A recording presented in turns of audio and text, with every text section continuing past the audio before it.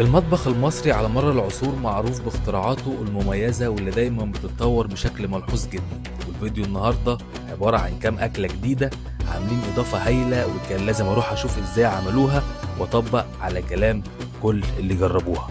ده غير إن الموضوع ده عامل جدال كبير جدا، لأنه في بعض الأصناف اللي عليها علامة استفهام زي لحوم البط وفواكه اللحوم اللي مش هتلاقيها كل يوم.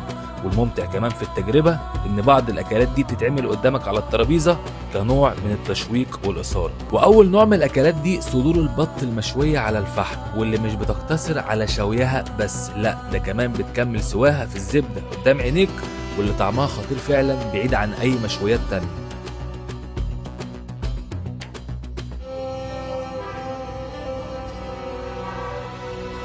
والاغرب كمان انهم عملوا بنفس البط فخاره تركي اللي بيكون معاها مجموعه من الخضار الفريش ومحشي ورق العنب وغرقانين في الرز البسمتي والتتبيله الخاصه بيهم. واخر حاجه من ناحيه لحوم البط انهم عاملين طاجن بالسمنه البلدي ومليان قطع بط بتتبيله خضار هايله بتخليك محتار ان دي لحمه بط ولا لحمه من نوع تاني سواء بقري او بتل.